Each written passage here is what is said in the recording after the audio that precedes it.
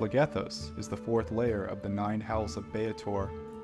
Ruled by the archdevils Belial and Fierna, it serves as the center of the 9 Hells judicial system, where both devils and mortals navigate the extremely intricate legalities of Baator, experiencing the thrilling highs of victory and the agonizing lows of defeat. The Heart of Flames, sometimes called the Flame, is the most traditionally infernal of the 9 Hells, a fiery wasteland of sanctioned debauchery and damnation. Phlegethos is best described as a harsh expanse of massive volcanoes, a tormented nightmare landscape of fire, lava, and heat, hostile to most life forms.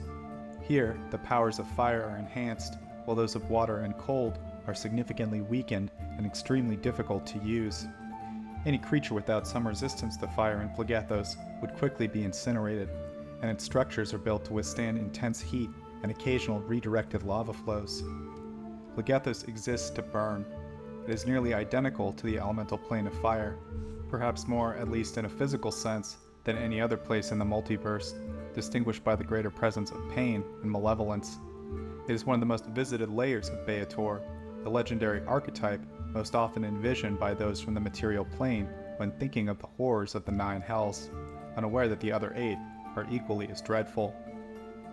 The landscape of Phlegethos is bleak, featuring erupting fires, hills of ash, pits of smoking dung, and massive volcanoes beneath a dark, starless sky.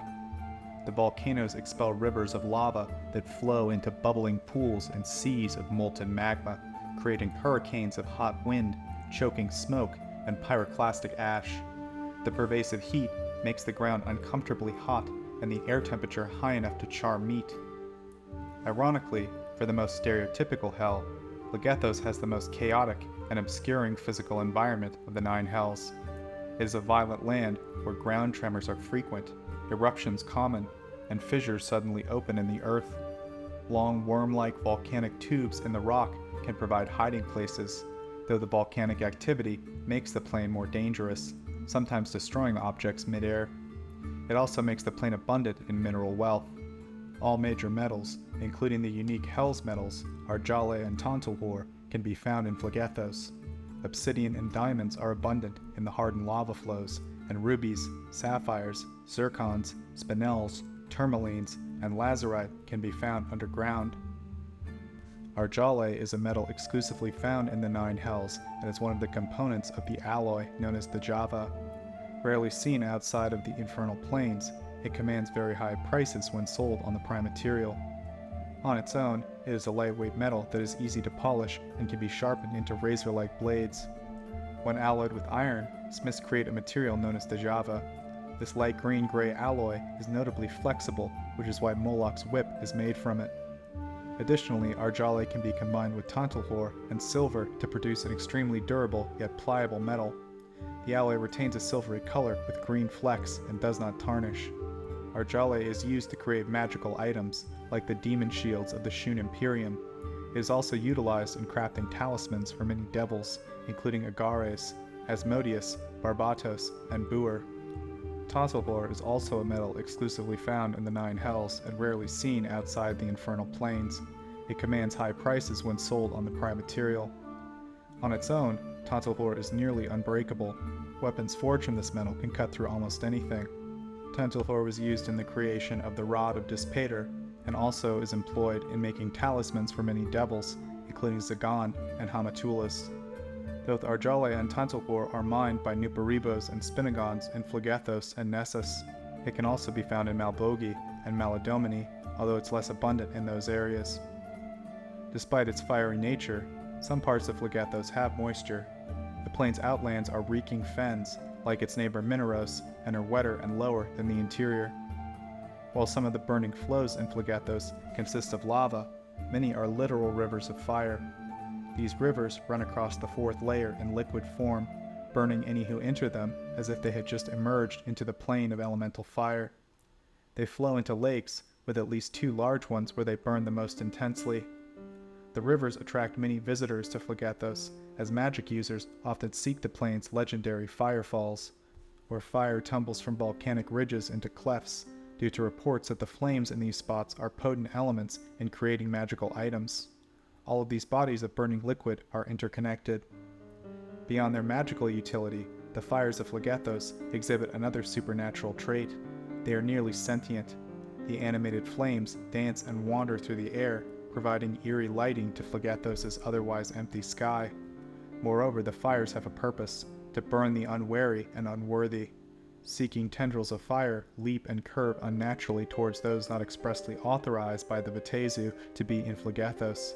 They appear attracted to fast movements and scorch intruders mercilessly, seemingly delighting in setting things aflame, coiling around their victims until they are charred corpses or until a fiend intervenes. Conversely, natives of the Nine Hells are left unharmed by the flames, and even those susceptible to fire suffer neither injury nor pain from exposure to them. As with all the planes, by Asmodeus' decree, portals can only connect directly to Avernus, the first layer of hell. Therefore, to reach Phlegethos, one must first travel to Mineros, the layer above, and find a portal there. Similarly, another portal is needed to descend to Stygia. Portals exist from the sinking city of Mineros to Abriymoch, the only city in Phlegethos, and from Abriymoch as well. Phlegethos can be ascended from the lowest points of Mineros via constant flows of slimy water, leading to long, often deadly falls. Using a diamond as a portal key, one can reach the elemental plane of Earth from Phlegethos. It is a layer filled with fiery destruction, featuring volcanoes that rise from the cavern floor and cascades of lava that pour from ceiling fissures, creating slag-covered rivers and vast lakes of molten rock. To leave, one must navigate the Road of Cinders, a tortuous and broken maze of old lava tubes and rifts that run from the depths of Abriymoch into the darkness below. This road is hazardous due to sudden lava spills, but eventually becomes colder and darker until it reaches the Stygian shores. Unlike Mineros, Phlegethos and Stygia are roughly the same depth, with the difference between them being horizontal. The pit of flame epitomizes Phlegethos and hell in general. It is a place of pain and punishment, but also of pleasure and purification, blurring the lines between them so heavily that distinguishing the two becomes difficult. This volcanic center of Phlegethos is a massive lake of boiling filth that shoots columns of white flame hundreds of feet into the air. Though devils are typically immune to fire, they cannot endure the agonizing flames of this pit. The flames are hellfire, a form of unspeakably hot energy drawn from hell itself, causing even those immune to extreme heat to writhe in unimaginable torment. Suspended above the columns are iron balls held in place by huge, cantilevered beams containing various devils. The upkeep of these iron balls is managed by all archdevils through a paid subscription system. Hellfire is a type of energy, also described as a magical substance. Mephistopheles was the first to invent the method to create it. He took on jobs as a subcontractor for Asmodeus' cult. After inventing the method to generate hellfire, he started outsourcing these jobs to other devils, while attempting to establish himself as a sort of god of hellfire to be worshipped in his own cult. His favored members can obtain the ability to cast the spells Hellfire and Hellfire Storm. The use of hellfire has become common among the archdevils. However, Mephistopheles remains its best user and also founded a research facility called the School of Hellfire. It is a unique type of fire, glowing white and extremely hot. Its temperature surpasses that of any other fire, rendering all forms of heat protection, including complete immunity, ineffective. Hellfire's destructive power extends to objects as well. Regardless of how well protected or heat resistant an object is, hellfire will destroy it. One group, known as the Hellfire Warlocks, can use hellfire regardless of their ethical or moral outlook. They have the ability to enhance their magical powers with hellfire. However, channeling hellfire poses a significant risk to their physical health and can be fatal if overused. Hellfire can be created by using the plane of Baator as a direct energy source. The Hellfire spell is exclusive to those with access to the diabolic domain. However, there is one exception. Individuals who join the cult of Mephistopheles can gain access to it. To do so, they must agree to perform corrupt acts, which further tilt towards evil and law, respectively. Once they become favored members of the cult, they gain access to Hellfire and cast the spell, regardless of whether they are clerics. Ocelus, except for pit fiends, can condemn devils that break Baatorian law to the pit of flame. and devils from all layers can send their underlings there for disobedience or failure. Asmodeus himself is known to send those who provoke his ire to years of torture. It is one of the worst punishments in Baator, one of the few threats that can make even most devils stammer in terror. At the same time, many devils, particularly the fierce and ambitious, willingly subject themselves to the pain, either to prove their resilience, gain mental strength, redeem themselves as an act of penance, or simply for the highs of ecstasy they somehow receive from the torturous, purifying flames. Barbazus operate the beams, although they are known to accept bribes to keep prisoners there longer than their stated sentence. Thousands of Cornigons ensure that no devil escapes their judgment, forcing powerful devils into cages and making sure they aren't freed before their time is up. The pit is also used as a method of promotion and demotion for several devils, granting some greater forms but reducing most to lesser beings. All legal disputes involving devils are discussed in the Diabolical Court, an independent institution under Belial's supervision that only answers to Asmodeus. It is also in Phlegethos that the promotion or demotion of devils takes place, through a ritual that temporarily makes them vulnerable to the layer's flames. The origins of infernal law go back before the existence of the 9 hells. Asmodeus persuaded the gods that their creations would follow divine law only if there was a deterrent against rebellion. This presented mortal beings with a choice: to adhere to the gods' directives or face Asmodeus's severe consequences and punishment. Following extensive debates, Asmodeus drafted a comprehensive decree which the gods approved. This was known as the Pact Primeval, or the First Contract. The Pact Primeval gave Asmodeus and his followers control over Baator, an abandoned realm that would later become the 9 hells. It also set forth a system for penalizing the wicked souls bound for its depths. However, as time passed, the gods observed a decline in the number of souls ascending to the upper planes. They discovered that Asmodeus and his devils were intentionally luring these souls away. When the gods challenged the First Contract, citing breaches of its conditions, Asmodeus coldly responded to read the fine print. Besides the version of the Pact Primeval kept in the 9 hells, 2 other copies are known to exist. One resides on Mount Celestia, the 7 heavens of goodness and law, and the other on Mechanus, the clockwork plane of law. There are notable parallels between infernal law and human legal systems, leading some to speculate that devils might have influenced the development of early humanoid legal frameworks, excluding elf law and its origins in the Fey courts. Concepts such as arbitration, legal precedent, and the process of a trial by jury are common to both the 9 hells and various communities within the Forgotten Realms. This overlap might facilitate the conversion of souls to the devil's causes. However, equating mortal law with infernal law is potentially misleading. Devils lack a moral compass, strictly adhering to the Corpus Juris Infernus, or the body of infernal law, and the commands of their archdevil within their structured hierarchy. Infernal law does not entertain the spirit of the law or allow for interpretation, and any ambiguity in a contract does not typically benefit the signer. In fact, vagueness in a contract is often punished by higher devils, as it indicates negligence and could lead to exploitable loopholes in future agreements. Ultimately, for those administering these contracts, the prime objective is the acquisition of souls at minimal cost to themselves or their superiors, enhancing their quotas for promotion and greater responsibility. In stark contrast to human law, acts of murder do not nullify contracts in the infernal realm. The death of a signer, drafter, or contract administrator does not alter the terms of a contract unless explicitly mentioned. Additionally, the creation and signing of a contract are separate acts. The devil might draft a contract and present it to a signer, trusting that it will eventually be executed. The most significant distinction in these legal realms lies in the state of mind required for agreement. In typical human transactions, there is an implicit understanding of competency. Both parties involved must be mentally capable of comprehending the agreement to provide informed consent. However, in the case of infernal contracts, while consent is a requisite, competency is not. This lack of requirement allows devils to exploit those who may not be in a state to fully understand the implications of their decisions, such as gravely ill nobles or those overwhelmed by grief. Regarding the logistics of drafting these infernal contracts, devils are required to use around 50 gold pieces worth of reagents to create a physical document needed for a signature. Additionally, if a devil lacks the necessary power to enact the contract themselves, they must seek authorization from a superior devil.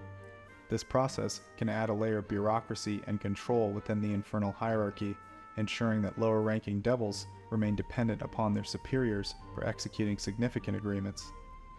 Infernal contracts, although tailored to each signee, must adhere to a rigid criteria to be considered valid and enforceable. A properly crafted infernal contract must encompass 5 fundamental elements: consideration, offer, obligation, fine print, and acceptance.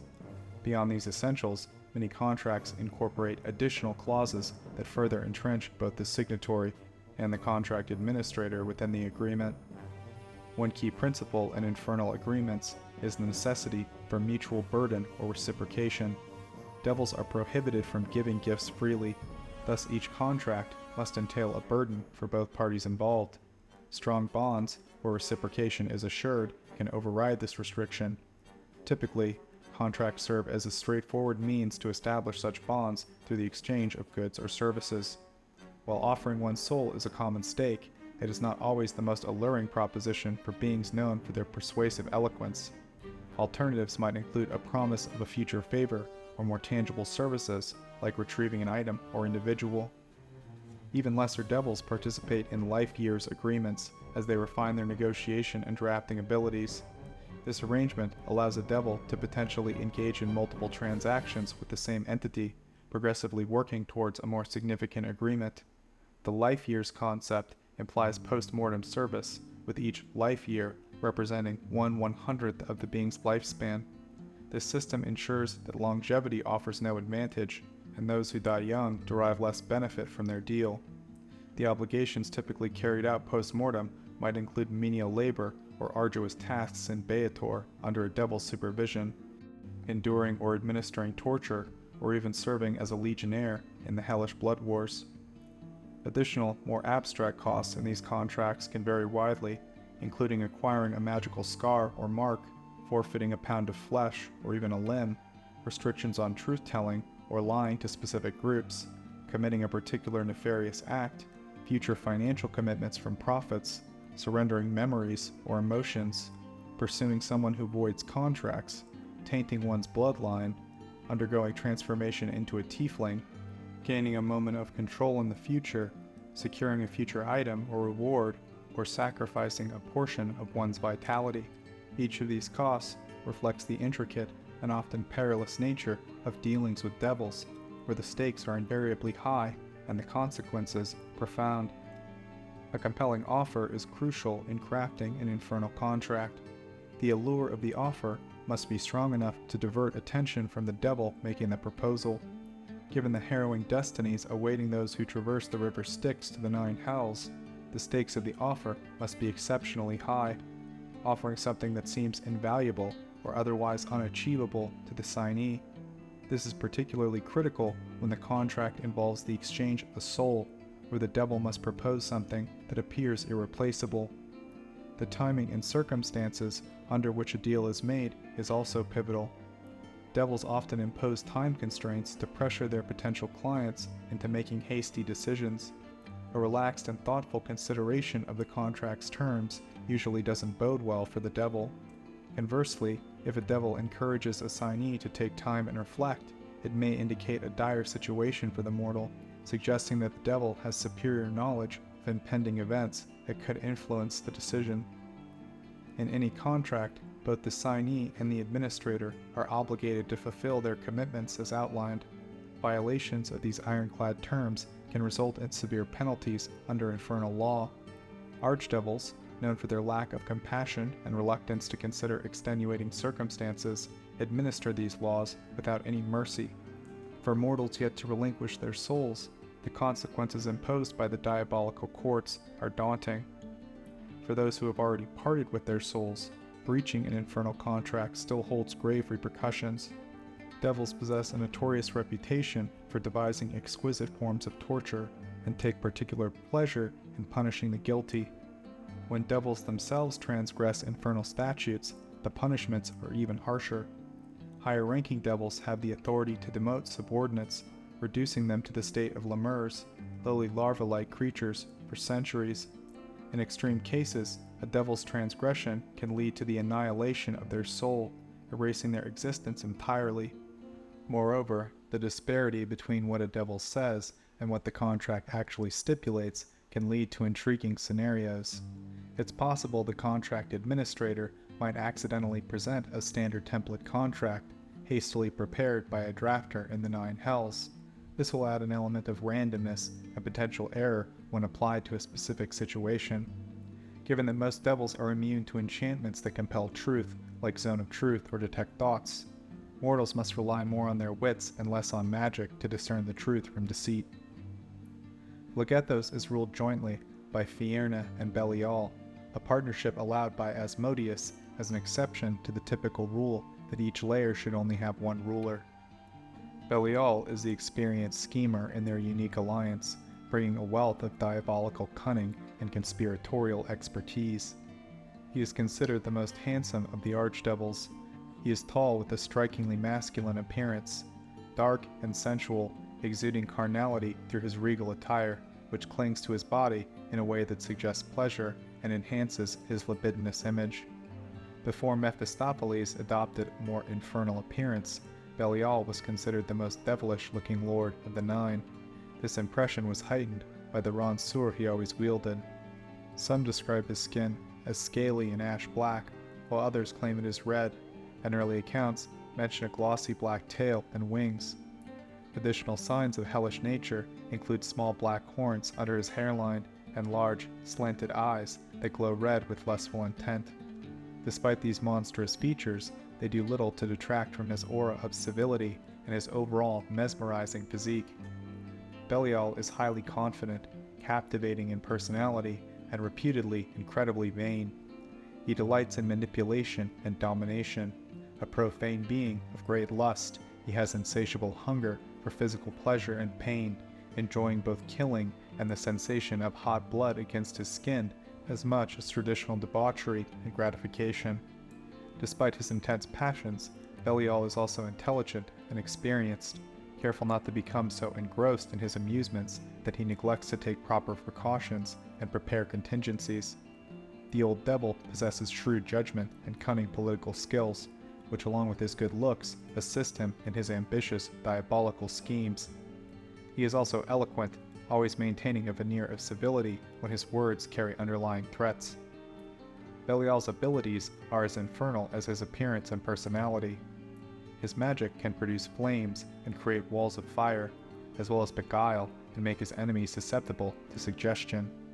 His more powerful abilities allow him to mentally dominate his foes, instill fear with his gaze or through an aura around himself, and create symbols of pain and insanity.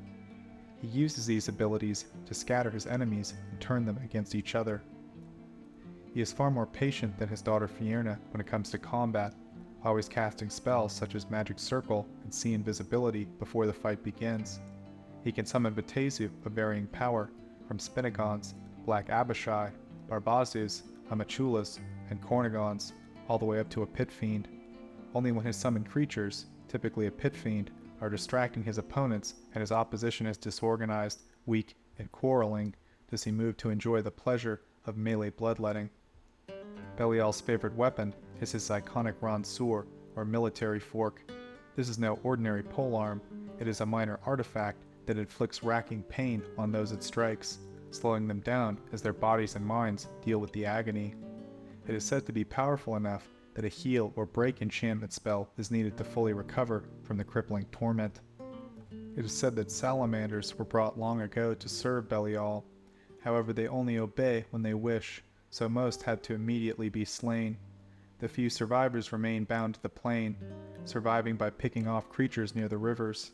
These salamanders could have been eradicated earlier, but their ability to leave the rivers at will and relocate, combined with the devil's busy schedules, allows them to persist.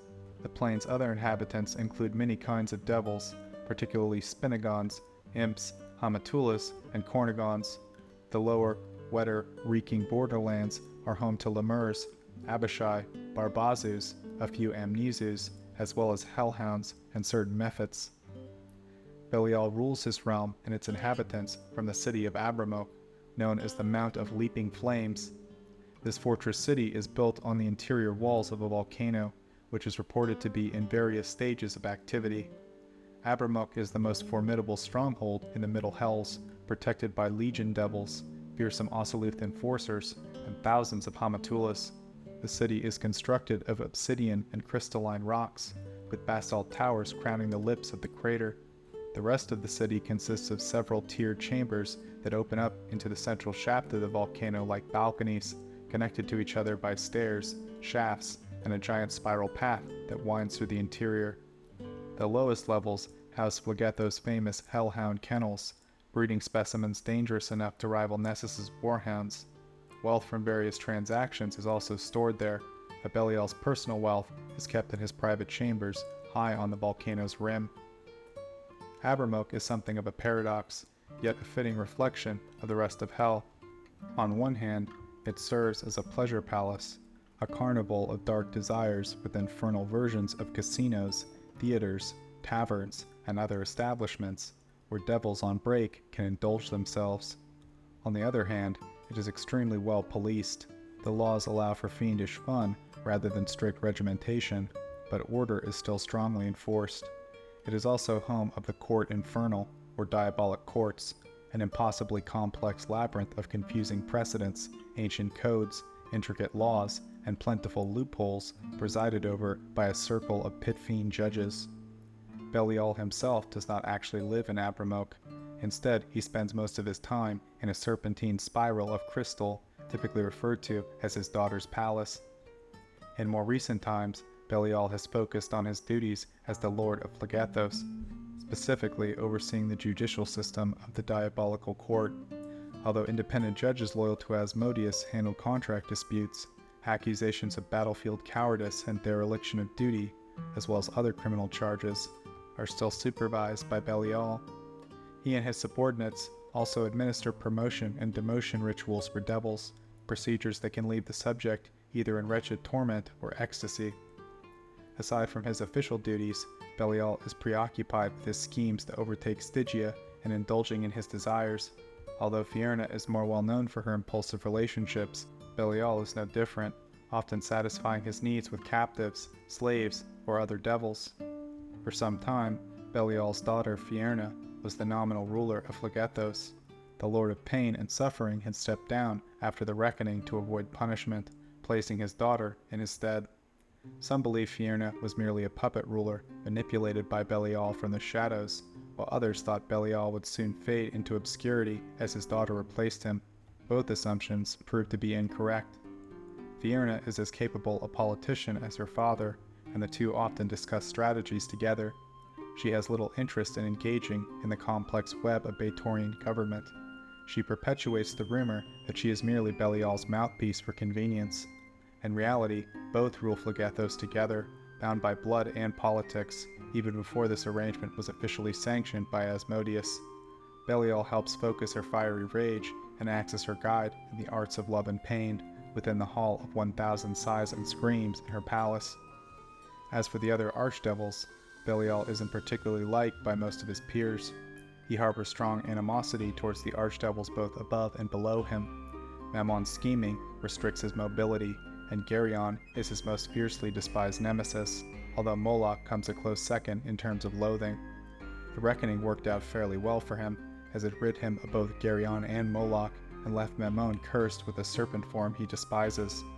The most disappointing aspect of the reckoning for him was Levistus, another old devil and a worthy opponent, placing Geryon, though he has little fear of the Hag Countess. This is before Glacia replaced Malagard, uprooting all his plans and forcing him to wait due to his daughter's positive relations with her and her status as Asmodeus' daughter. Belial's only notable ally, besides Fierna, is Balzabul, an alliance that managed to survive the reckoning, even if it was more of a secret. Belial would come to Balzabul's aid if needed and vice versa, assuming the Lord of Flies could find some advantage in doing so. However, this alliance would likely provoke Mephistopheles. The Lord of Hellfire would probably try to use Belial's daughter against him, preferably as an ally, and failing that, as a hostage. Baalzebul, on the other hand, is more concerned with her as a threat to his and Belial's alliance due to her relationship with Glacia. Belial's cult is somewhat small, even before he delegated that aspect of his work to Fierna to focus on his administration. The few mortals who do worship him see him as a patron of secret knowledge and trickery, as well as domination and seduction. His followers are more interested in personal rather than political corruption, even those working within institutions, making them the opposite of Baalzebul's worshippers. Perversion is a known element in their schemes, such as kidnapping others to force them into playing out twisted fantasies. Even if not initially present, Belial's dark power, as well as Fierna's, can consume a cultist's mind with sinister urges and perverse sensuality. They derive pleasure from their pain and have dreams of endless wealth, magical power, and other fulfilled desires, which they can spread to others. Most of Belial's clerics are male, favoring thin, well-groomed beards, red and black clothes, and the use of a ranseur as a weapon. Temples of Belial are typically found in elegant towers and marble halls with understated but tasteful decor that is easily maintained. These temples feature circular, blood-stained altars and black-red candles. Aspects of Belial enjoy the finer things in life. They prefer fine fortresses and mansions over fiery surroundings, and surround themselves with beautiful servitors, both devilish and otherwise, to satisfy their rampant lusts. They wear elegant and expensive garments, and keep gold to pay mortals when needed, although they are willing to steal what they want given Belial's recent losses. Any society that offers extreme pleasures, whether in the Hells or on the material plane, attracts aspects of Belial, and they are known to throw wild parties that result in the corruption and death of the young and wealthy. Though they try to avoid melee, they resort to focusing on one enemy with their ranseur when forced to fight. Occasionally, Belial sends aspects to Faerun, typically to keep track of Fierna's fledgling cults while fostering new cults of his own. He is long known to have been the ruler of Phlegethos, although his exact age is debatable. He is old enough to regard Levistus, who rivals the ancient Dispater in age, as a worthy adversary, considering him a devil of the old school. Despite his hatred for Moloch, he allied with Baalzebul during the Reckoning. Following this, he was demoted, while Fierna took up the mantle of rulership. Though this move could be seen as cowardly, it was a ploy to sate Asmodeus' wrath and redirect his anger toward the other archdevils. Fierna was content with this arrangement until Glacia ascended to the rulership of Malbolgi. Since the Reckoning, Belial has faced a series of setbacks. His plans to take Stygia from the new Lord of the Fifth were thwarted after Levistus was put in charge, and his Gazra-led legions were swiftly decimated. He focused on trying to outmaneuver the Frozen Prince politically for a time, before once again attempting to assemble armies against him, confident he could defeat him and then perhaps the Hag Countess shortly afterward. Fierna is the Lady of Phlegethos, who along with her father Belial are the only archdevils allowed to share rulership over one of the 9 hells by Asmodeus. In their unique partnership, Fierna is the young newcomer with fiery passion and undeniable charm. She appears as an incredibly attractive young woman, a lithe, statuesque seductress with a stunning physique. Tall, dark, and sensual, her garments are as royally fine as they are revealing, enhancing her image as being one of perversion and indecency. Revealing her infernal heritage are the small pair of horns that emerge from under her hairline, and even these fiendish features somehow manage to enhance her enchanting appearance. Her red eyes shine and smolder like fires dancing within them, and implicit promises of pleasure can be gleaned from her gaze. Befitting an archdevil of fire, she is known for her short fuse and volatile personality. Her temper strikes fear in almost any devil. Her rage escalates quickly, frustration leading to fury, which erupts, quite literally, as she moves about on fire when enraged, into bloodthirsty vengeance. She is self-absorbed, sadistic, and generally mercurial, flitting about like a lit flame between her various obsessions. However, assuming Fierna is just a bratty beauty is a grave mistake for both political schemers and would-be courtiers. Fierna is prodigiously brilliant in the art of emotional manipulation, with charisma to match that of Asmodeus himself, lighting fires in the hearts of mortals and immortals alike that she can control like any other. Her explosive outbursts seem chaotic and random, but she is a being of law, simply following a pattern that perhaps only she understands. Though she has found it useful to be seen as incompetent, Fierna is just as skilled in politics as any other archdevil, but has no interest in participating in the overcomplicated governmental system. The black-hearted archdevil has more hedonistic goals, using her position to indulge in luxurious comforts and lecherous pleasures while letting others handle administration. At least this was her stance at one point. However, later on, she's become more professionally minded. She continues to toy with lesser beings, but has made efforts not to discard them immediately upon growing bored, attempting to enter the grown-up world of diabolical conspiracies and power plays. Fierna has absolute control over fire, able to create it and cast a vast array of fire-based spells, as well as control all fire within Phlegethos. Rather than relying on weapons, she fights with a blade of pure fire that she summons to her hand, twice as powerful as ordinary flame blades. She rains burning death upon her enemies, first conjuring a fire shield before destroying her foes with a meteor swarm and flurries of fireballs. Although she eagerly partakes in slaughter, particularly enjoying the sensation of hot blood splashing against her, she only enters melee if victory is certain, and is smart enough to know when to retreat, often using teleportation. Instead, she engulfs her foes with flames from afar, quickly summoning reinforcements in the forms of Spinagons, Barbazus, Amatulas, and Cornigons. Strangely, cold, magical or otherwise, does little to hinder Fierna's flames, and similarly, water cannot extinguish them. Ironically, such attempts only earn her fiery wrath, and usually get the presumptuous assailant scorched. One of Phlegethos' more alluring aspects is Fierna's palace, a slender, serpentine tower of crystal outside the city, wreathed in blue flame and surrounded by a ring of magma pools. Only she and her closest companions are allowed inside. The interior features extravagant marble halls and bejeweled decor. Deep within the tower, a scorching staircase leads to underground caverns known as Fierna's pleasure domes, each dedicated to a different vice. The floor has grates that allow access to the prisons below, many of which house celestials and paladins for aboard Fierna to prod with a long lance at her leisure.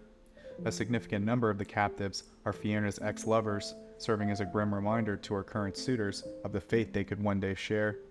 The palace is also home to a contingent of war devils and Orthons that serve as the elite soldiers of the lords of Phlegethos. War devils, also known as Malebranches, are fierce Baatezus serving as warriors and champions of the Nine Hells. Scholars often disagree on their rank and caste, sometimes placing them on the same level as Bone Devils and Orthons. They are alternatively classified as either lesser or greater Baatezu. Their size varies depending on their original form, but generally they tower over humans. They have massive muscular bodies with black, leathery skin, powerful wings, and large, slightly curved horns. They possess undershot jaws filled with sharp teeth and beastly eyes that gleam in various shades of red. War devils are bullies who enjoy tormenting smaller beings but shrink away from anyone stronger. They show an almost fanatical loyalty to greater devils like pit fiends and archdevils, following even the most humiliating or suicidal orders from them and taking commands from no one else. Despite their brutish appearance and behavior, war devils are clever, capable leaders, and resourceful tacticians. Their terrifying strength allows them to tear foes apart even when unarmed, using their wicked claws. They emit an aura of fear that drives non-Baatezu to flee in terror. War devils typically prefer weapons like tridents and ranseurs made of cold iron. They often initiate combat by silently approaching their enemies from the air, aiming to catch them off guard. Their aerial maneuvering skills are exceptional, allowing them to hover and make sharp turns. In battle, they rely on sheer strength rather than finesse, using their claws when opponents get too close for their reach weapons to be effective. They can be found anywhere in Baator, but they are most common on Infernus and Dis.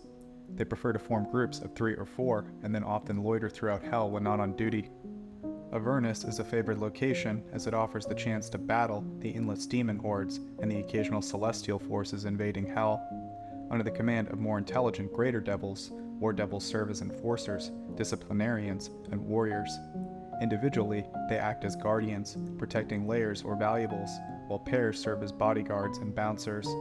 Due to their relatively higher intelligence, Amnesu prefer war devil guards over Barbazu defenders.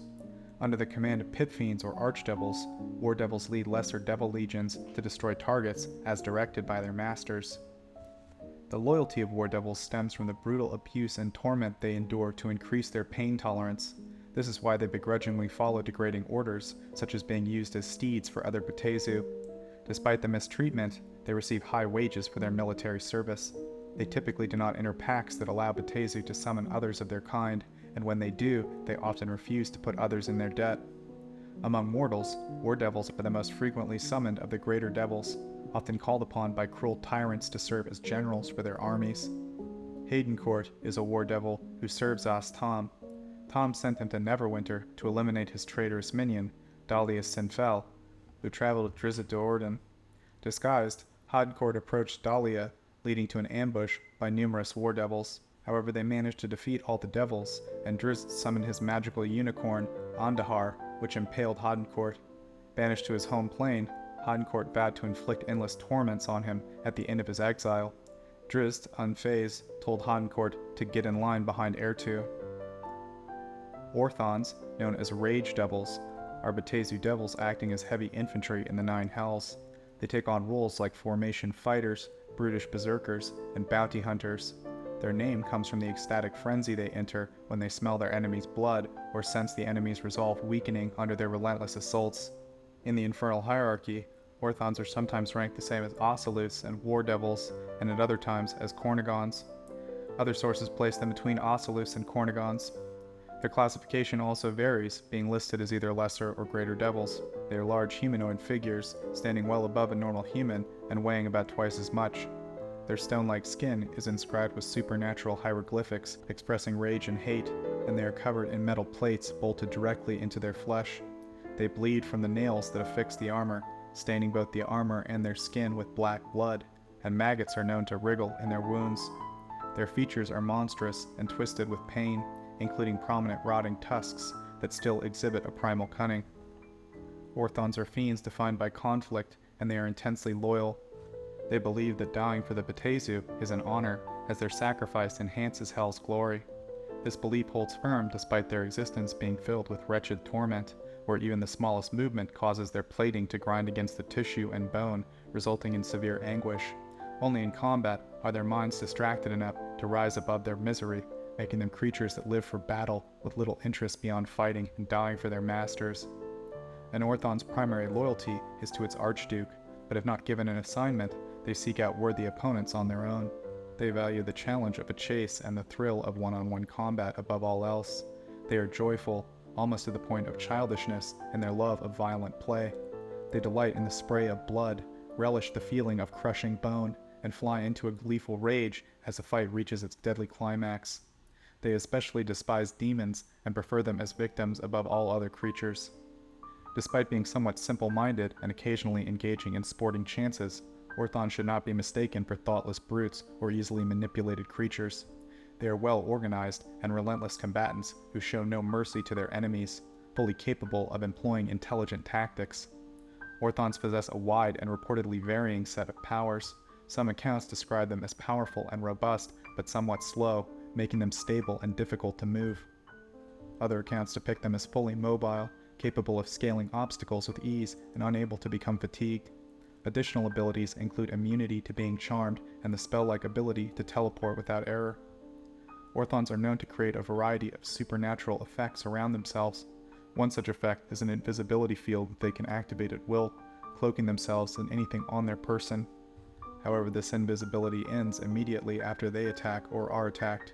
Another effect is a dimensional interference field that disrupts all attempts at extra-dimensional travel within it, similar to a dimensional anchor.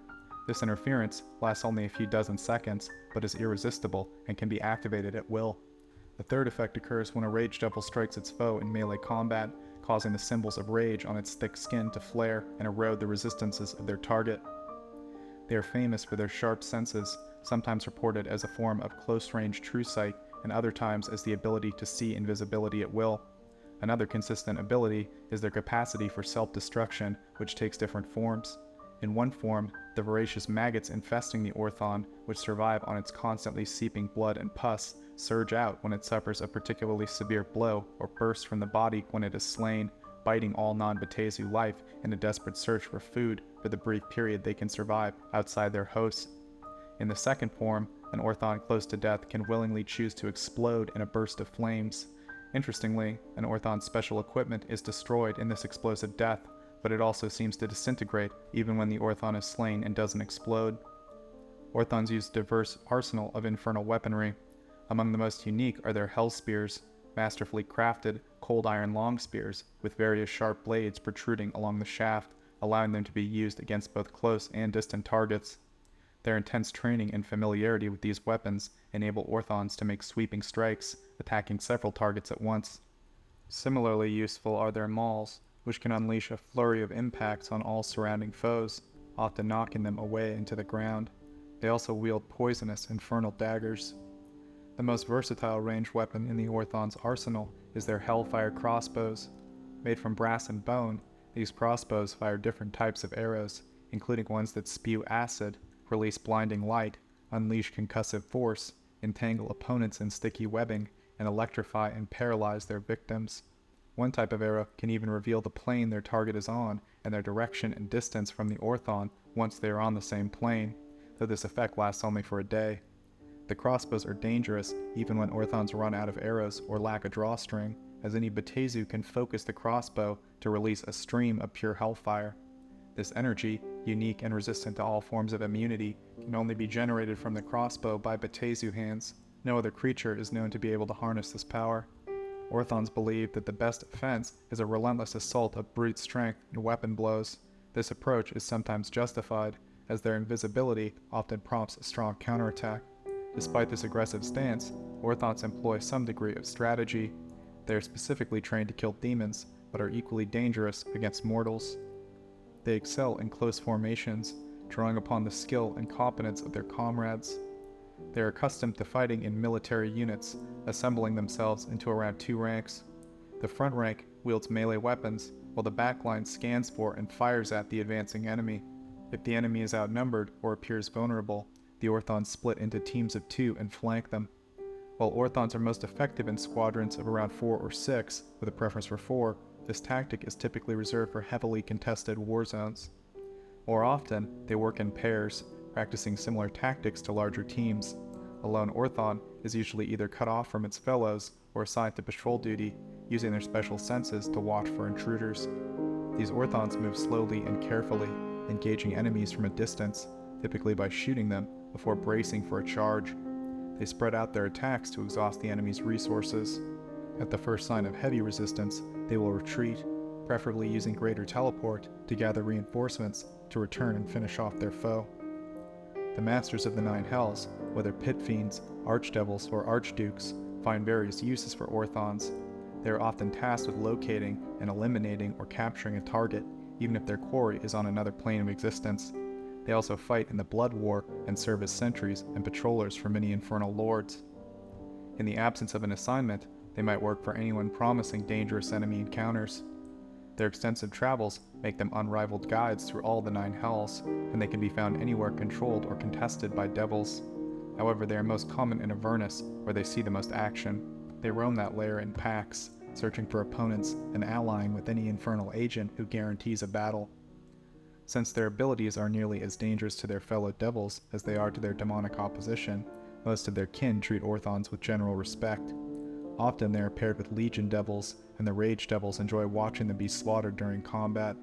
Conversely, they admire Hell Knights and follow them into battle without question, even though the Narzagons treat them like mindless chattel. Orthons typically carry treasure in the form of combat mementos, such as jeweled weapons, shields, belts, and other baubles. Orthons found in the Prime Material are usually under the control of a dangerous individual. Lawful evil spellcasters can summon Orthons using the Summon Monster 4 spell. Diabolic cults might summon them to combat a hated foe, but their services are not limited to infernal warlocks. Mad despots and rampaging warlords can also enlist the aid of an Orthon. However, a strong and steady hand is essential to control a rage devil, as losing control can result in Orthons becoming just as much a threat to weak leaders as to their intended targets. Orthons are the result of an experiment to create a new breed of devils to fight in the Blood War, focusing on brute strength to combat the demons. This is achieved by injecting demon ichor into Hell Knights, transforming them into chaotic and uncontrollable beings that were no longer truly devils. These creatures craved carnage and raged against both devils and demons. They only became true devils again when the ritualists bound their wild nature with glyphs in Infernal, the language of the gods. During the period when the Blood War cooled around the 14th century, Rage devils began to battle creatures outside the abyss, although they still preferred to fight demons. Urgir is an Orthon mercenary who fought in the Blood War alongside other devils from the Nine Hells against the demons of the abyss. Unfortunately, he became trapped on the world of Toril in the prime material plane for much of the 15th century. Like other Orthons, Urgir is imposing in both stature and presence. He has red skin that is hardened with black scales along his forearms and 3 pairs of twisted horns extending from the crown and rear of his head. He wears plated leg armor and a single shoulder guard that appears to be crafted from infernal iron. His cap and loincloth are adorned with engraved humanoid skulls. Urgir is supremely confident in his abilities as a warrior and mercenary, appearing to have attained significant reputation among the devils of the Nine Hells. He also admires other capable warriors and respects those who compete fairly. Despite this, Urgir remains exceptionally frustrated with his circumstances following a bargain that went terribly wrong, and he seeks revenge on those who wronged him. As a consummate warrior of the Nine Hells, he possesses numerous abilities that give him an edge in mortal combat. He can turn himself invisible at will and strike his foes with an infernal dagger coated with a potent poison.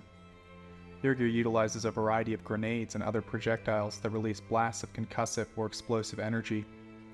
He is resistant to all forms of physical harm, protected from both fire and extreme cold, and cannot be easily poisoned.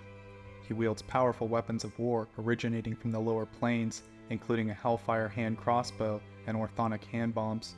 He has accumulated a hoard of recovered items, most of which he passes on to his Maragon followers. Like other Orthons, he is a soldier and mercenary through and through. He does not question the orders he receives, he simply carries them out and receives payment.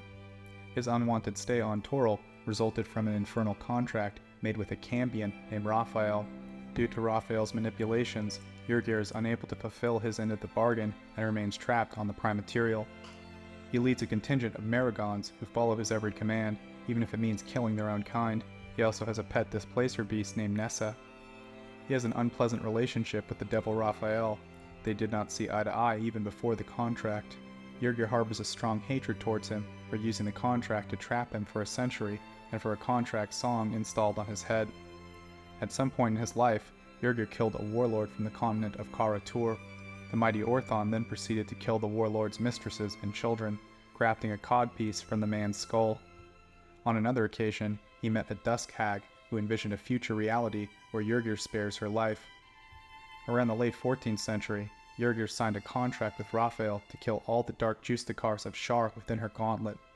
Unfortunately for the Orthon, the Justicar named Lerthandor used one of Raphael's writings to transform himself into an entire colony of rats. This act of subterfuge prevented Urgir from completing his task. Unable to fulfill his contract, he remains trapped within Shar's gauntlet.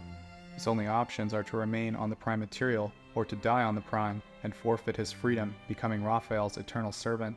It appears Raphael purposefully allowed Lerthandor to learn how to escape Urgir's wrath. Fierna's presence is rarely noticed in Phlegethos, as she spends most of her time losing herself in pools of lava while others handle the actual rulership of the plane. Although commonly thought of as Belial's mouthpiece, this isn't entirely accurate. It's a half-truth perpetuated by the Archduchess. Much of her pool time is spent with Belial as they discuss strategies, rather than Fierna being a nominal puppet ruler, or Belial being the true power behind the throne. Both play a role in decision-making. Though Fierna is more preoccupied with her comforts, she is known for being insatiably lustful, thoughtlessly going through countless members of the opposite gender, a trait she seems to have adopted from her father. She is known to capture many nymphs from the Feywild to give as gifts and trophies to her loyal servants. Some theorize that Fierna is trying to master a second element, possibly to take over one of the colder layers of hell, although she seems generally uninterested in gaining new territory. Although many devils thought Belial was in decline and awaited Fierna's full deposition of him, the two share an unbreakable blood bond, strengthened by mutual necessity. He is adept at focusing Fierna's fury, much like controlling a fire. He also serves as her mentor, teaching her within the Hall of 1,000 sighs and screams in her palace about everything he knows regarding the arts of love and pain. However, their bond has been severely strained with the rise of Fierna's second role model, Glacia.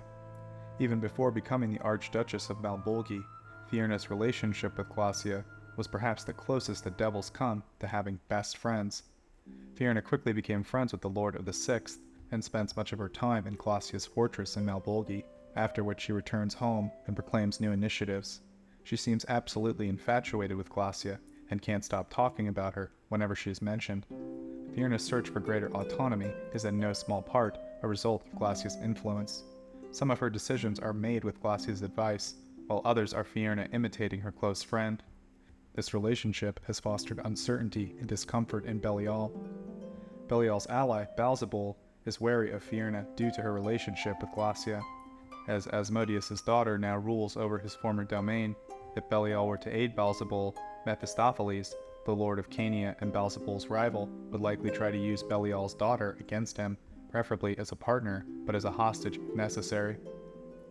Belial's consort and Fierna's mother was the late Naomi, a shrewd and well-regarded devil known for her light sense of humor, level-headedness, and bargaining skills. Like the rest of her family, she enjoyed a good fight, battling with both spells and a long scimitar. Among Fierna's servants, one of the most loyal is the archdevil Bathym, a nightmare-riding knight with a black cloak and armor.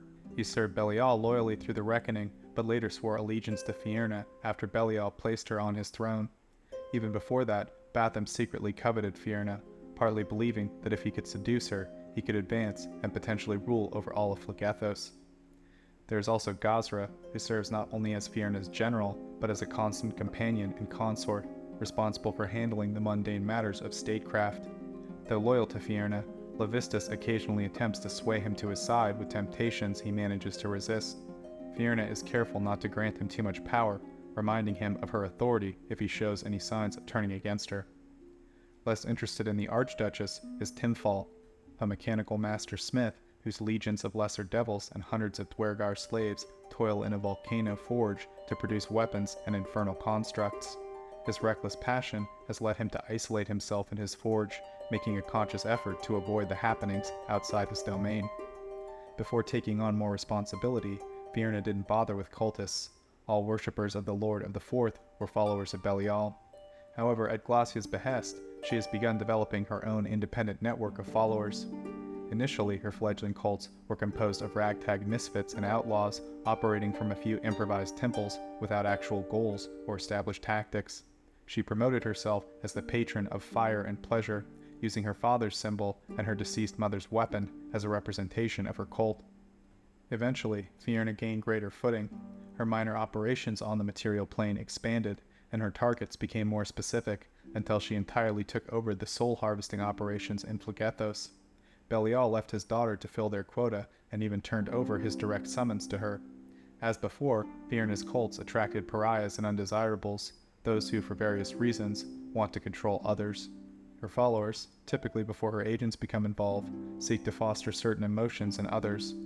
Fierna provides them with a silver tongue and personal magnetism. Some are desperate in their love lives or want to become beloved leaders with fanatical followers, while others grasp for positions of power that command respect or fear.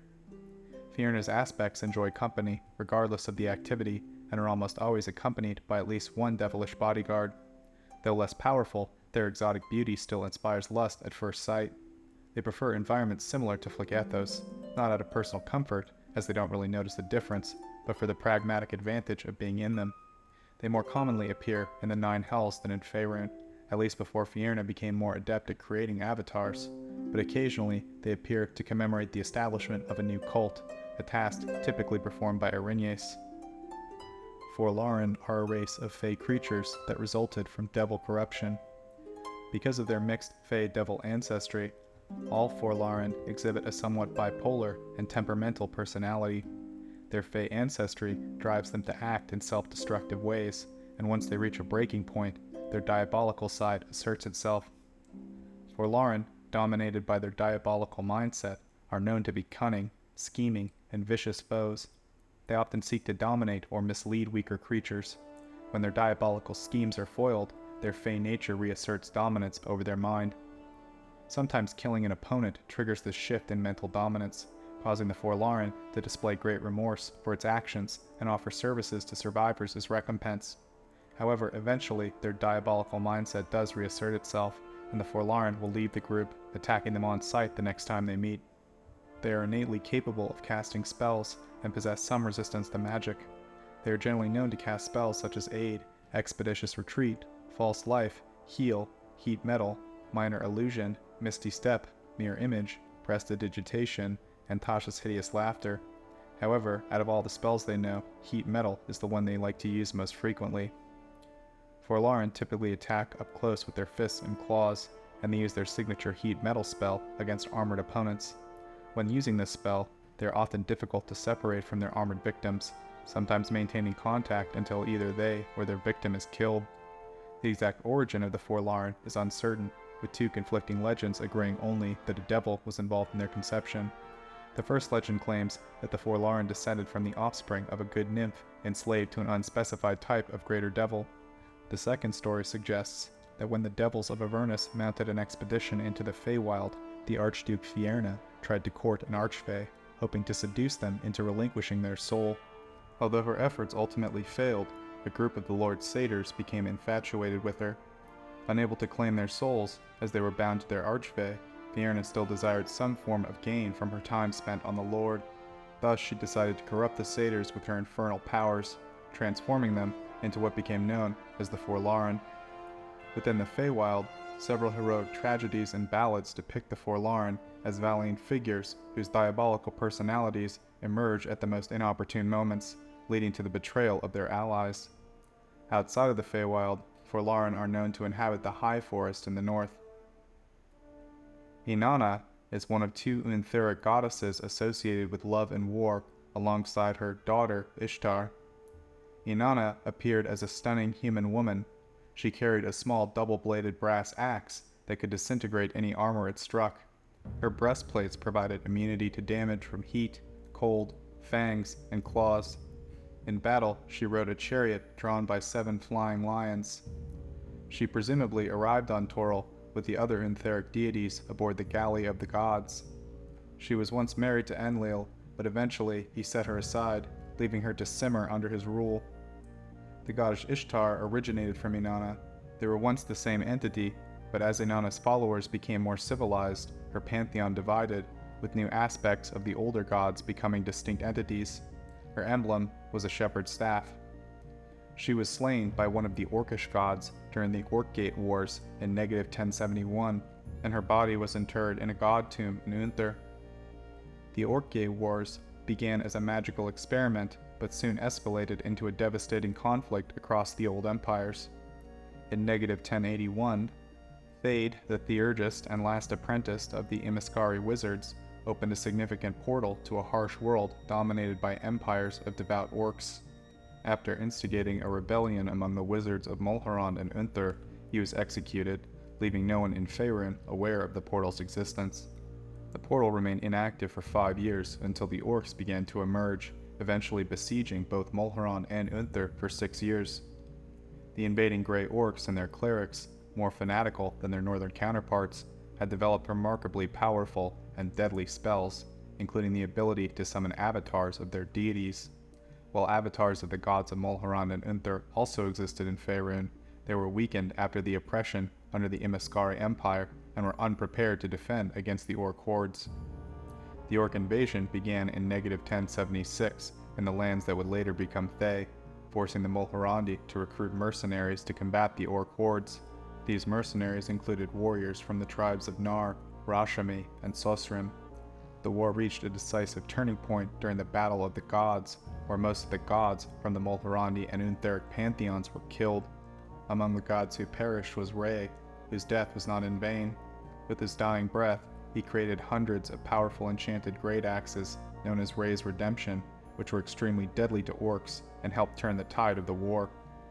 Despite their initial victories, the orc armies and their deities were heavily weakened and eventually routed by the remnants of the Mulhorandi and Untheric pantheons after a rally in -1069. The destruction of the orc horde was so thorough that the great orcs in the region were never able to fully recover from their losses. After returning to their homelands, the surviving mercenaries established a series of kingdoms that eventually gave rise to the nations of Damara, Rashami, and Raumathar. Inanna's domain, called the Jealous Heart, was situated in Phlegethos. At one point, it neighbored Hecate's realm of Aeaea until the goddess of magic moved to the third layer of Mineros. The Jealous Heart had planar conduits that allowed access to the worlds where Inanna was worshipped. This realm was a vast field covered in crimson dust, intersected by rivers of blood that nourished the sweet fruits of the trees. It was illuminated by a reddish light that seemed to dance through the air, giving the impression of a fiery landscape, although it wasn't actually ablaze. Inanna's influence was felt through a passion found in the touch of steel or flesh. Anyone entering her domain would succumb to a desire for one or the other within a day, but by the following day, their feelings would shift to the opposite extreme. These emotions, while intense, were logical, with everyone maintaining their goals and plans. The main city, Eridan, was a place where the realm's lovers defended against warriors one day and attempted to escape the city while the warriors fought their way in the next. Many archdukes served the lords of Phlegethos. Balan is a duke of hell who initially served Belial and then Fierna, though his true loyalty remains with Belial. He leads 40 companies of bearded devils, and like his soldiers, he rarely backs down from a fight. Prone to wild, lustful rages and violent games, he is respected by some archdevils and barely tolerated by others. He avoids fighting more powerful opponents due to his cunning. He is belligerent and loud, and enjoys rough and tumble fights with those he considers weaker than himself. He is a large, yellow-skinned humanoid male with prominent black eyebrows and a tufted beard resembling the lower barbels of a catfish. His flaming red eyes, gray hooves, and scarlet-skinned legs reveal his diabolic nature. He has large spikes that run from his wrists to his elbows along the outer sides of his arms, coated in a rash-inducing poison. He typically wears a leather belt for his weapons, but avoids armor. Balan is witty, though with a coarse sense of humor, and speaks in a hoarse voice. He was known to be polite and respectful to Naomi, the consort of his master, but other she-devils rarely tolerate his presence. Bathym, known as the Black Duke of Phlegethos, was initially loyal to Belial, but shifted his allegiance to Fierna upon her rise to power. He commands 30 companies of Hamatulahs and possesses formidable magical abilities, riding a nightmare into combat. He earned his epithet from his full jet black armor, including his helmet cloak, which he wears in battle. He wields an enchanted black mace that dispels most types of light and fairy fire on contact. His secondary weapon is a poisoned dagger. Outside of combat, he always dresses in black. He has hooves, black nails, solid black eyes, which contrast with his fish belly white skin, horns, and tail. His tail is short and curled like a pig's, a fact he is very sensitive about and always keeps hidden.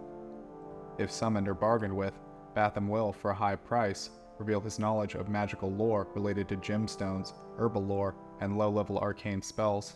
This includes information on components, casting, and general principles. Gaziel is a Duke of Phlegethos who, like Balan, remained loyal to Belial even after his so-called retirement. He commands 11 companies of Ocelus in battle and is a cold and mechanical commander, a seemingly perfect general who never misses or forgets any aspect of a skirmish or tactic. He does only what is necessary and spends most of his time brooding. He has a white, skull-like head with hollow eye sockets, a long purple forked tongue, and a small set of curled pink horns. His body is brown to blood red in color and humanoid in form, with black hooves and hooked spurs on his elbows. His wrists and knees have bulbous, prominent joints. He can spit acid. Occasionally he takes a personal interest in combat and fights savagely when he does. Tymphal is an archdevil serving the Lords of the Fourth. A master smith and a genius mechanist, he oversees the work in Tymphalos, the Mouth of Iron, a volcano housing a vast foundry. When faced with the reckless passions of Fierna, Tymphal has chosen to immerse himself in his work and ignore events beyond his workshop. The City of Abriymoch holds a reserve of 5,000 Hamatulahs under the command of the pit fiend Gazra, stationed there to serve as a line of defense in case demons manage to ever reach the lair. In addition to the vast Hamatullah and Cornigon contingents, the lair is inhabited primarily by hellhounds, imps, and spinnegons. Other planar creatures also make their home there, but the heavily guarded lair is not particularly welcoming to strangers. Abriymoch, known as the Mount of Leaping Flames, is the sole known city on the lair of Phlegethos in the Nine Hells. It is a fortress city carved from the largest volcano in the area. The city and its buildings are made from hardened magma, dark glass, obsidian, and other crystalline materials, all mixed together in a chaotic fashion. The walls are barely cooled, with rivers of molten lava cascading down their surfaces, giving the city a striking appearance similar to a sculpted centerpiece of a massive infernal fountain. Abriymoch comprises multiple tiers of chambers within an active volcano, connected by countless tunnels, shafts, and stairs. An enormous spiral path winds down the walls of the central gulf. Many chambers open onto balconies facing the volcano's interior, while others extend through the mountain's walls, ending in windows and doors on the exterior. The tunnels and deep excavations of Abriymoch make it much larger inside than it appears from the outside. The lowest tiers house vaults containing monetary payments, surrounded by kennels of hellhounds. The rim of the volcano's crater is adorned with numerous black basalt towers. The central cauldron is filled with molten lava, with buildings and city blocks emerging like islands. Walking is often impossible, so travelers can rent scorched and dented metal gondolas operated by barbazus to navigate the lava. While the mountain provides some protection from the fires of Phlegethos, certain parts of the city are still exposed to the flames. Abriymoch's volcano is one of the few relatively stable areas in Phlegethos. The mountain city is encircled by a lake of lava, beyond which lie vast volcanic plains inhabited by various vassals of Belial. It serves as the seat of power for both Belial and Fierna, but it is governed by the pit fiend Gazra. Importantly, Gazra does not control Phlegethos and answers directly to the actual lords of the Fourth. He maintains order by delegating his duties, stamping out serious corruption among officers, and ensuring deserting devils and escaping petitioners don't get very far. The pit fiend rules with a light touch, enforced by his command of a massive police force. The laws in Abriymoch exhibit a notable duality. It houses the diabolical courts, the center of the complex legal system of Baator, where infernal residents from across the Nine Hells make their cases heard. In contrast, the city's own laws differ from the strict regimentation of the rest of Hell, allowing it to function like a carnival of dark desires. Abriymoch's economic affairs are overseen by Duke Chamo. The city is regarded as the pleasure palace of the Nine Hells, where devils go to enjoy their time off and indulge in every desire. The city is filled with infernal versions of casinos, taverns, theaters, and other entertainment venues.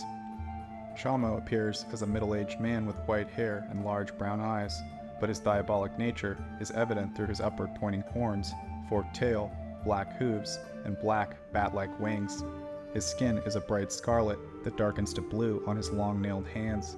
He typically wears high-collared black robes and always carries an iron-shod staff that symbolizes his authority. He is known to be polite, calm, and fearless, but also rather abrupt. He is also said to know every hiding place in Phlegethos and holds the top civilian position in Abriymoch.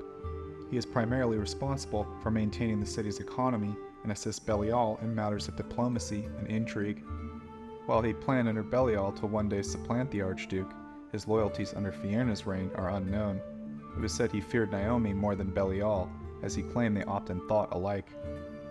Abriymoch is also a hub for the weapons and armor trade in the Nine Hells. The ore used to create Baatorian green steel is extracted from the city's magma, although it is also mined in Infernus. Shrivers, automated magical torture devices used to tear apart the bodies and souls of victims, are manufactured exclusively near the steelworks in Abriymoch. These complex systems of blades, claws, and wires are used throughout every hell except Nessus. Souls are strapped to their bed-like frames before being flayed and prepared for transmutation into lemurs. Abriymoch is considered the mightiest fortress of the middle layers of Hell, and is home to some of its most formidable defenders, the patrol force of Gazra. The governor's police force consists of 5,000 Hamatulahs, who are exceptionally merciless and unyielding due to Gazra's frequent loyalty tests, such as disguising himself as an intruder and attempting to bribe them. The patrol force also includes many Ossiluths. Gazra's legion patrols and polices the upper 4 layers of the Hells, searching for unauthorized intruders and checking the papers of both mortals and devils. Gazra is responsible for the security of these layers, and though he ultimately answers to the Lord of the Fourth, he must also meet the policing demands of the lords of the First, Second, and Third. The Hamatulahs are particularly active in Mineros and Phlegethos, and also patrol Abriymoch itself, seeking out trespassers. All intruders they capture face the same fate: burning torture in the governor's dungeon at the hands of his highly skilled inquisitors. Few mortals last long under such torment, and none are ever known to escape. Besides their policing role, Gazra's army also serves as a defensive force. His 5,000 Hamatulahs act as a reserve force in the extreme case of a demonic invasion reaching the 4th layer. Additionally, 20 Haematulas constantly guard Gazra himself, ensuring his protection in the event of an assassination attempt. When one needs rest, another immediately takes its place. In addition to this defense force, the Hellhounds of Abriymoch are used to defend Belial's palace. These hounds were previously under the control of the forces of the pit fiend Zapan before he joined the Dark Eight. The gondolas in the city have a trapdoor feature, allowing the boatmen to dump unwanted passengers into the magma below. The Diabolical Courts, or the Court Infernal, is an independent institution overseen by pit fiend judges and ruling Pylarions who answer directly to Asmodeus. The court's function as an impartial judiciary to settle disputes regarding the laws of hell and create bloated, overly complex systems of bureaucracy. Devils constantly scheme to introduce new laws and set precedents to gain an advantage, adding to the already intricate code full of loophole-ridden statutes and exceptions that make navigating the legal labyrinth take years. The court handles various criminal charges, including accusations of battlefield cowardice and dereliction of duty, but the primary focus is on contract cases between devils, especially those without a shared chain of command. Sometimes the court also deals with appeals concerning master-servant contracts. Rarely, damned souls who believe they were unfairly consigned to Baator can appeal to the court to be freed from their infernal contract according to the terms of the Pact Primeval.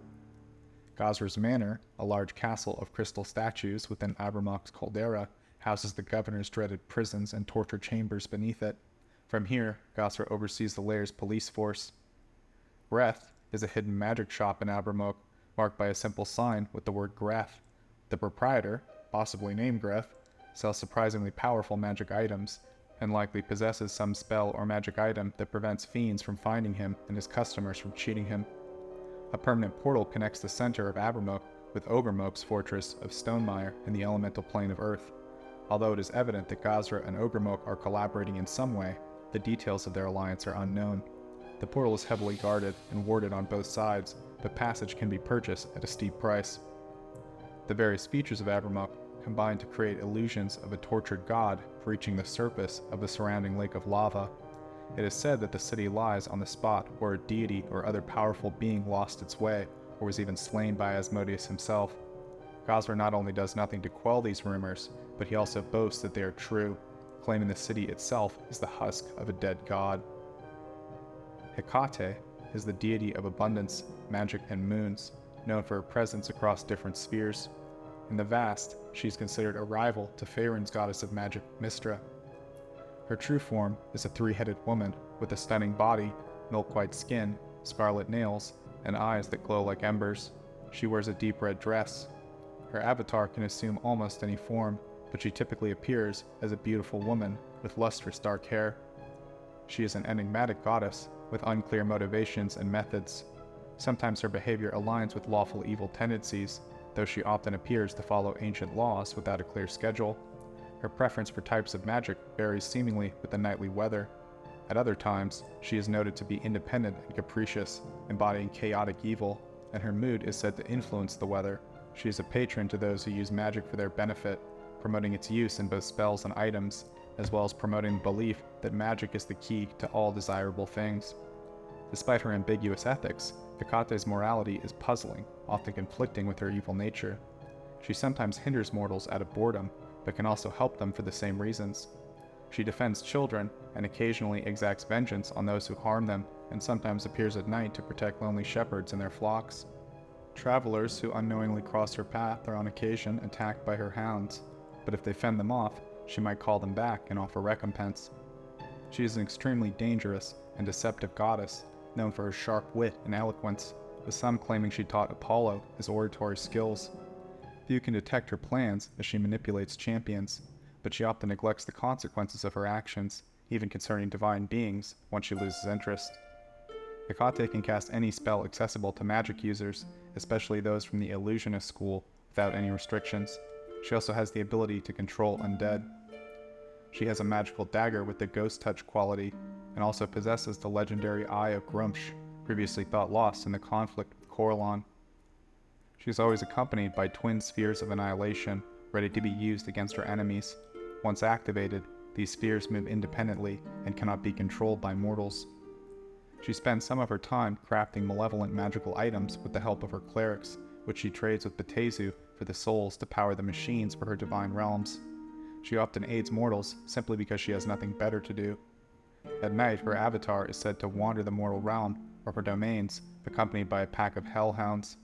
During these times, she sometimes aids children, herders, and shepherds on a whim. However, she mostly sends her hounds to attack those who travel on the same night as her.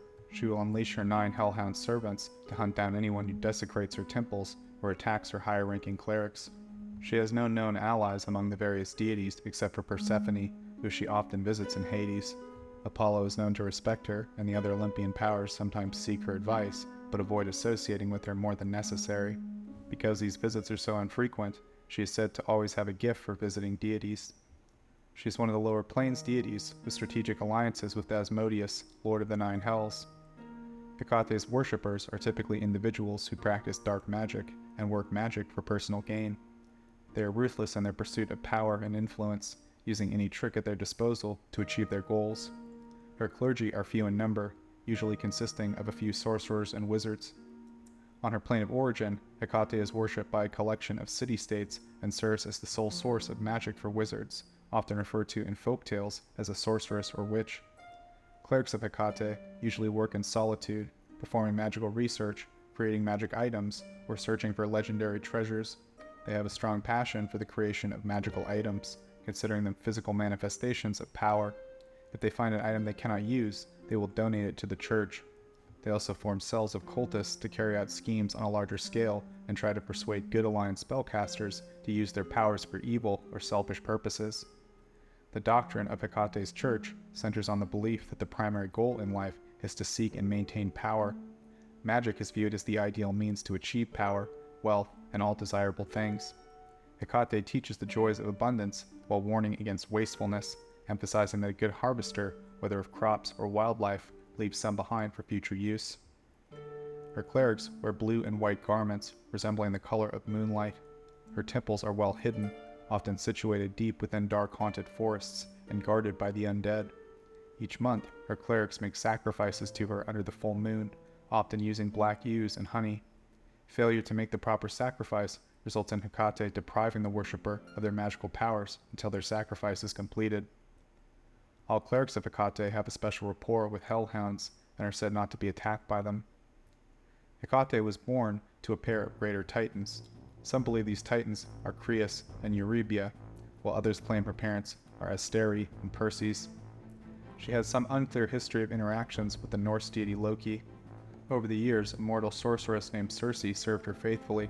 After many decades, they mutually agreed that Circe deserved an increase in power, and Hecate promoted her to the status of a full proxy. Around 1357, Hecate became infatuated with the deity Enki, who was in a relationship with the Faerunian deity Lyra. Unwilling to let this deter her, Hecate cursed Lyra so that she could not return any man's love, and imprisoned her in a pleasure palace called Zanabar on an unnamed world. Hecate eventually lost interest in Enki, but neglected to lift the curse on Lyra. Later that same year, she sent her jester to the World Serpent Inn to find suitable adventurers to capture a hound from the wild hunt for her, intending to crossbreed it with her hellhounds. As the adventurers, guided by the jester, learned of Lyra's fate, they freed the goddess from her imprisonment and offered the captured hound to Hecate in exchange for lifting the curse. Hecate is one of the few powers who maintains a realm on more than one plane. Her primary domain is the third layer of the Grey Waste, Pluton. She also has a smaller, identically named realm in Baator. Initially, this realm was on the fourth layer of Phlegethos, but was later moved to the third layer of Mineros. She spends time in both realms, and the reason for having two remains a mystery. Some speculate that she draws power from both planes to strengthen her worshippers, while others believe that without her presence, her realm in Hades ceases to exist until she returns. Aeaea is a mysterious and enigmatic realm. It is a place of hatred and terror, typical of the lower planes, but also interspersed with love and beauty. The realm is filled with omens and signs, with almost everything symbolizing something else. Fates can be read in the behavior of animals or the movements of plants, where a sign of doom for one might be a portent of unexpected success for another. It always exudes a sense of false peace, like the calm before a storm, or the stillness in the eye of a hurricane, suggesting that the worst is yet to come. The lair of Aeaea in Phlegethos retained its traditionally infernal ambience. The intense heat, charred black landscape, rivers of fire, and numerous volcanoes created a harsh environment. This setting visibly transformed according to Hecate's emotions. Volcanic eruptions mirrored her displeasure, and nearby flames intensified with her sighs. She resided in one of the volcanic craters, seated on an obsidian throne adorned with fire opals. Hecate possesses planar conduits to access worlds where she is worshipped, particularly in her domain in Phlegethos. The base of Mount Olympus extends to the third layer of the wastes, close to the domain of her fellow Olympian deity Hades. Clerics of Hecate assert that the devices in Mineros are the source of all magic in the multiverse, and claim that shutting them down would render all spells and magic items non-functional. Although this is only their claim, it is certain that the machines can be powered by souls, mortals, and planar entities, converting them all into sorcerous and divine energy for Hecate and her minions. Magic items are produced there and traded to the Bathym in exchange for souls to fuel their occult machines. But in times of scarcity, even the lowest of her fiendish servants are used. Poplar-lined roads in Aeaea wander aimlessly, with minor villages appearing and disappearing along them, rarely lasting long. The largest settlement is known to be called Thalata, consisting of mud-daubed huts near a three-headed statue at a major crossroads, where ancient magicians mutter, chant spells, and treat visitors as mere material components. Not all of Hecate's petitioners are witches or wizards, although her most devoted followers are typically said to perform arcane rites in groves during the full moon. Some are simply highwaymen, preying on nighttime travelers, but all, whether magical or not, are extremely evil and immune to the malaise that afflicts other petitioners of the wastes. The most notable resident of Plutonian Aeaea is Circe, an old mage and protege of Hecate, who sought to protect the realm and showcase Hecate's power with the ability to effortlessly defeat small armies. In the Nine Hells, Hecate also has a quota of devils, which she sends out in an organized manner to punish actions that provoke her ire. Phlegethos remains largely enigmatic due to the harsh penalties imposed on intruders, who are often incinerated by the flames, detained for unauthorized entry, or eliminated by vigilant guards. Consequently, most individuals avoid this layer entirely, and those who are compelled to enter are advised to do so with the utmost discretion. Even entities of considerable power are known to avoid it when possible. Yet for the brave or foolish enough to enter this most iconic of the Nine Hells, there are riches and magic beyond imagination. Even devils consider the place an entertaining reprieve from the eons-long monotony of climbing the ranks of devil society and the endless blood war. Yet in order to survive, one must navigate perhaps the most terrifying aspect of the Bathym, their impenetrable legal system. Yet if one's arguments rest on established precedents and documents of the infernal courts, knowledge of the law has the power to bend the very reality of the lawful evil plane of Baator itself. However, those who do not meet the standards of this rigid order tend to be purified in its flames.